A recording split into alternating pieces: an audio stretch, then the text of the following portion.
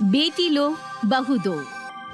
उर्मिला और जतिन के दो बच्चे थे, बेटा शिखर और बेटी शर्मिला। उर्मिला बहुत ही पुराने ख्यालों वाली औरत थी और आज तक अपने खानदान की 100 साल पुरानी रस्मों को निभाती आ रही थी।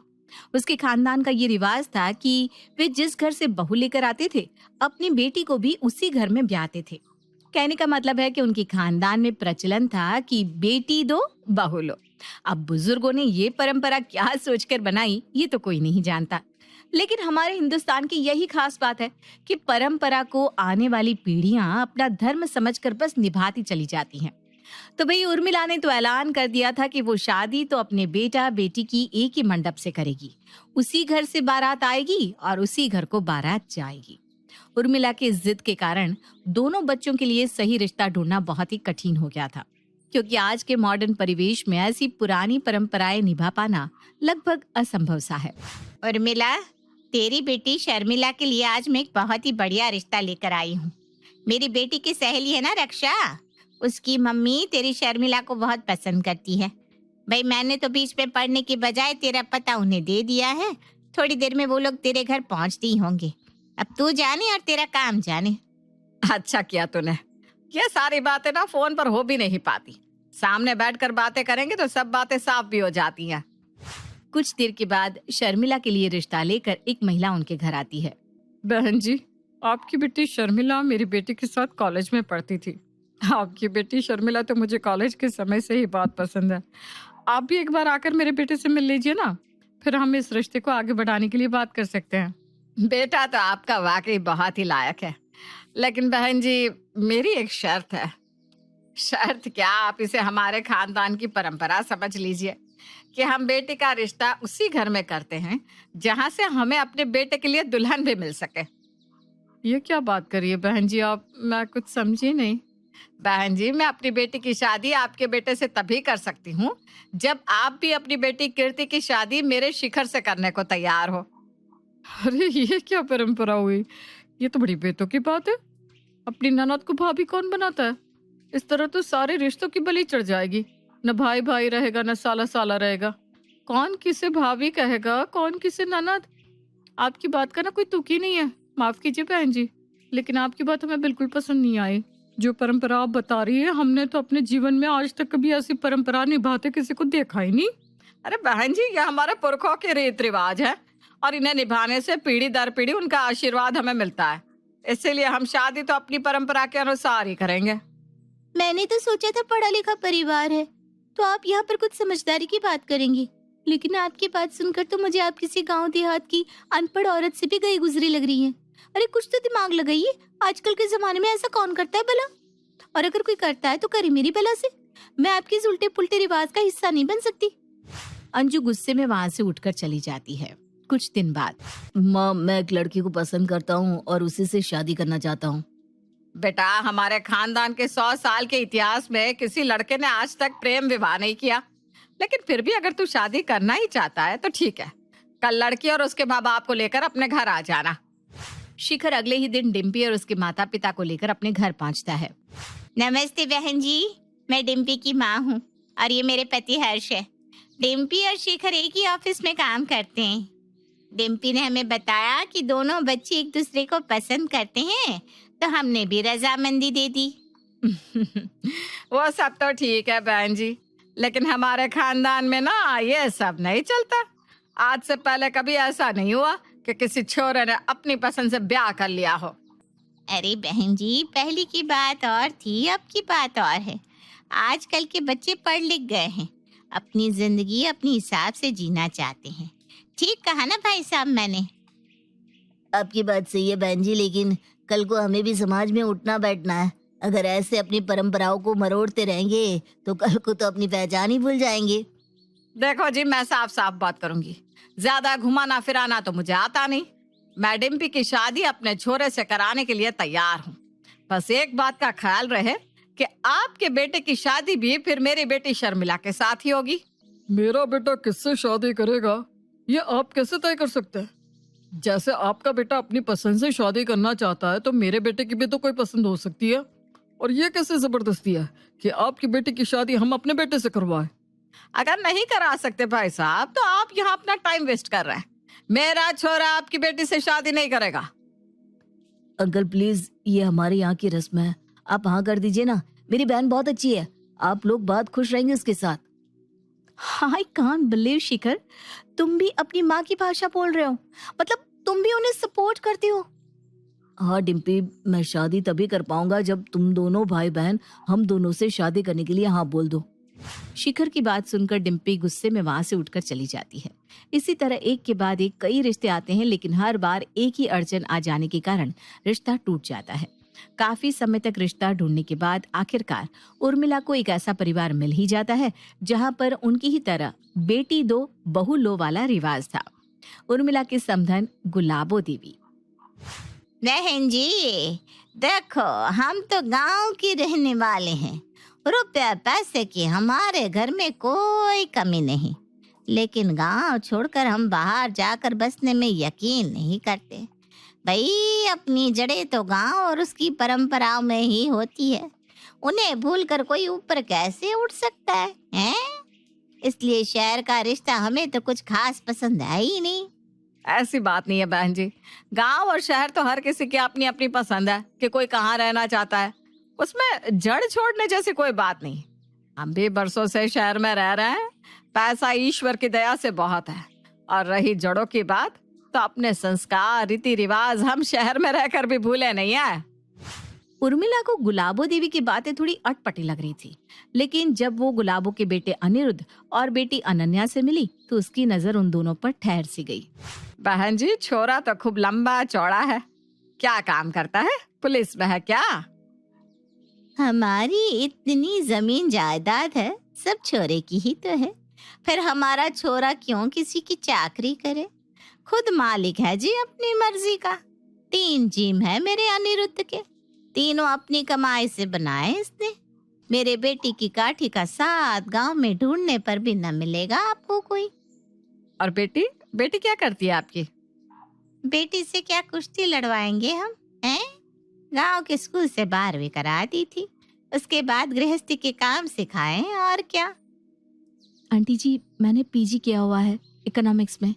घर वालों ने कॉलेज जाकर पढ़ाई की परमिशन नहीं दी तो मैंने डिस्टेंस एजुकेशन से पढ़ाई की है। बहुत बढ़िया बेटा। अच्छा बहन जी चलते हैं, हम आपको सोचकर जवाब देते हैं। उर्मिला बेहद चिंता में थी।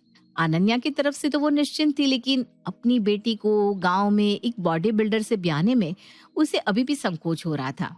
बेटे बेटी को एक ही घर में ब्याहने के रस्म के कारण उर्मिला के दोनों बच्चे अब 30 पार हो चुके थे। बेटा शिखर समझ में ही नहीं आ रहा कि क्या करूं, इतने बरसों तक खोजने के बाद ये रिश्ता मिला है। अगर इसे भी जाने दिया तो शायद तुम दोनों की शादी की उम्र ही निकल जाए, लेकिन जाने क्यों गुलाबो बहन जी के यहाँ रिश्ता करने में मेरा मन उतना मजबूत नहीं हो रहा। मम्मी, मुझे लगता है कोई भी फैसला लेने से पहले आपको एक बार पापा और शर्मिला से बात कर लेनी चाहिए।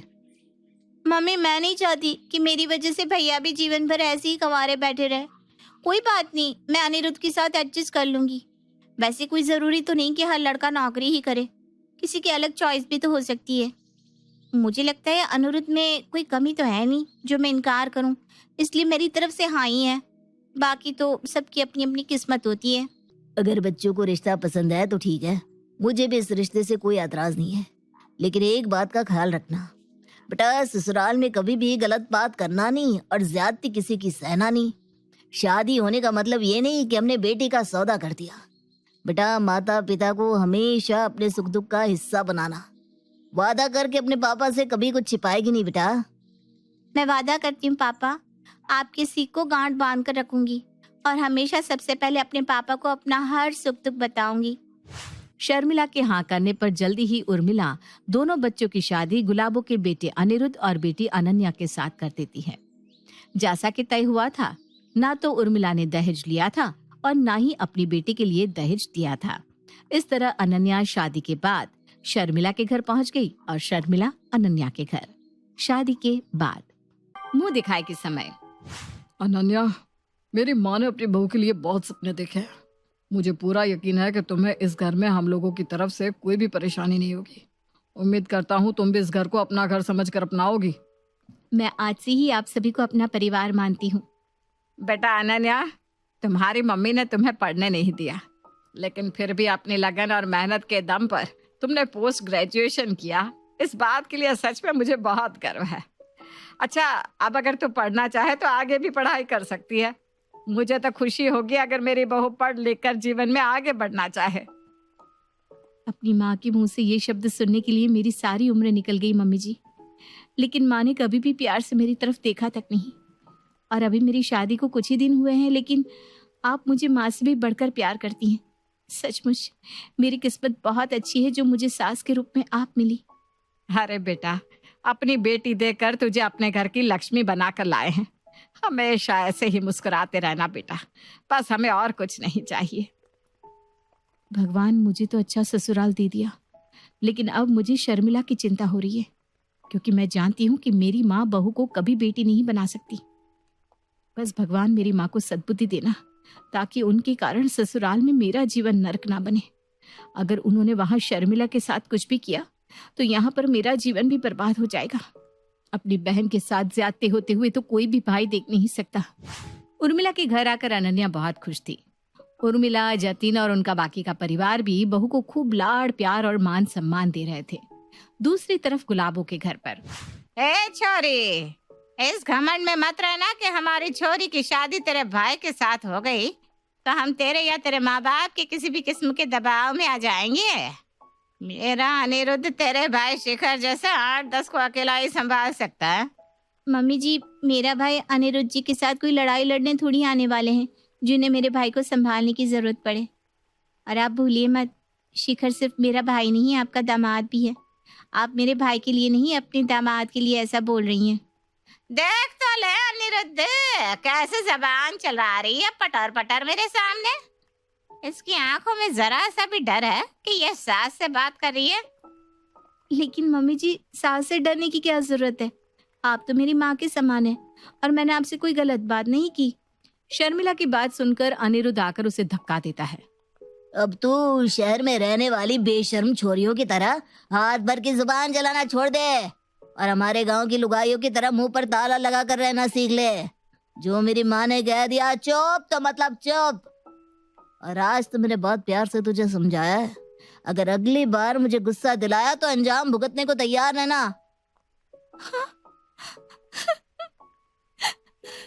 ये लोग तो इंसान कहलाने के लायक भी नहीं है।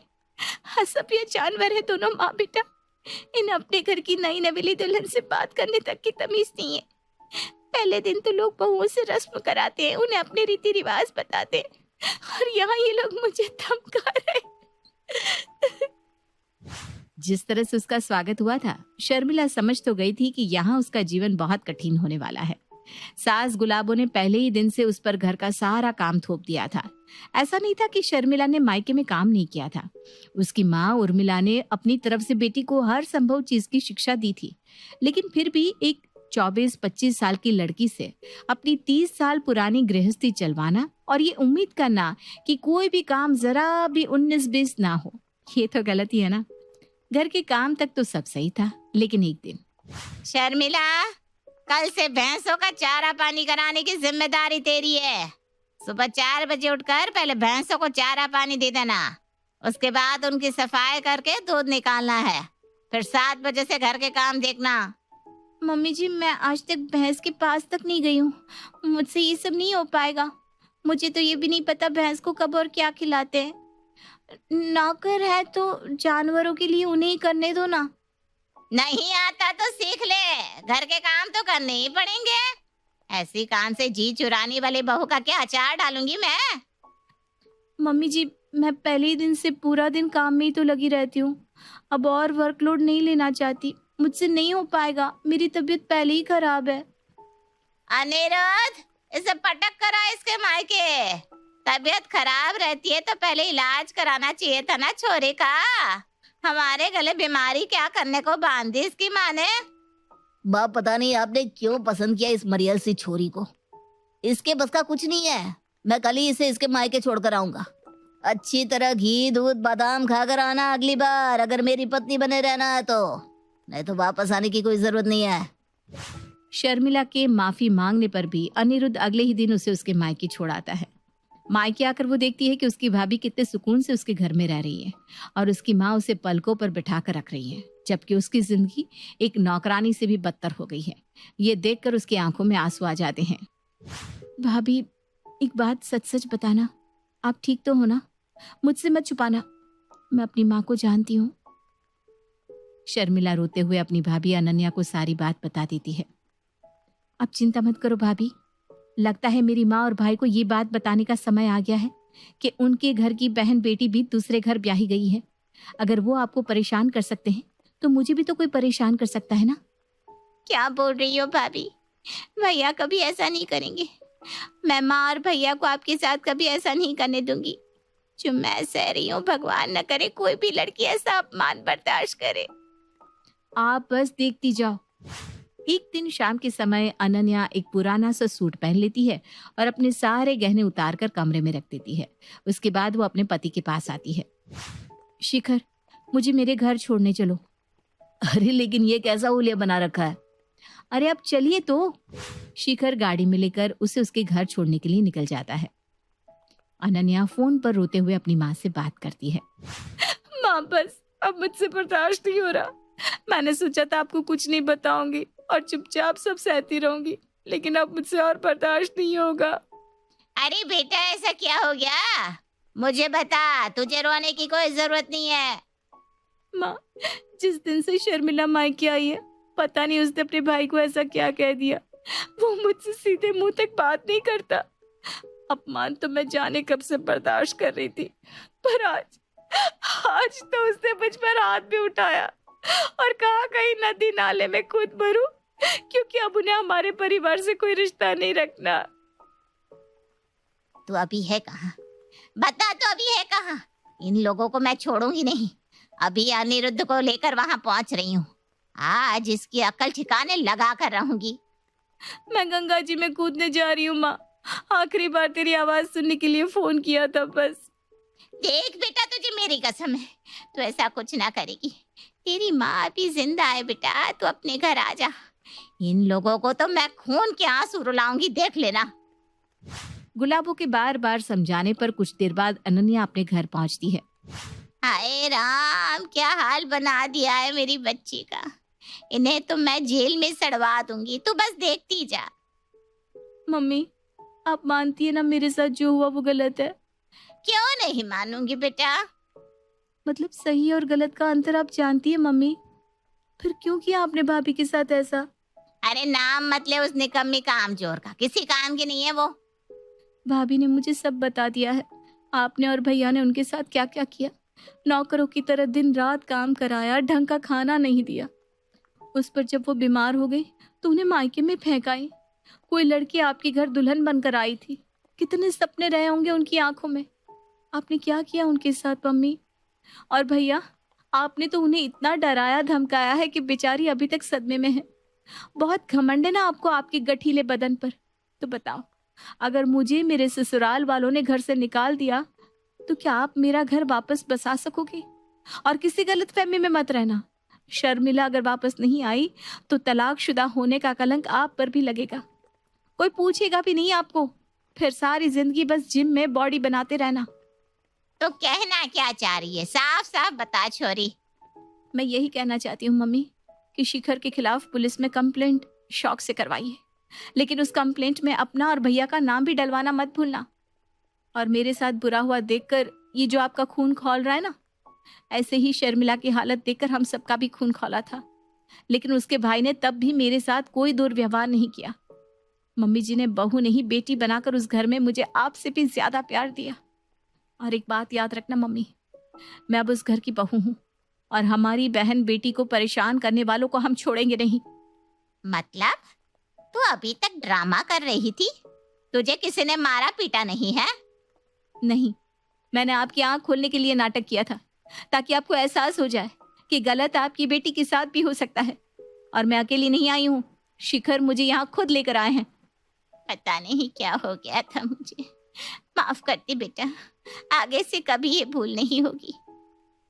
मैं भी पता नहीं क्यों मम्मी की बातों में आकर अपना घर बिगाड़ने चला था। मैं शर्मिला की पूरी जिम्मेदारी लेता हूँ। आज के बाद कभी शिकायत का मौका नहीं दूंगा।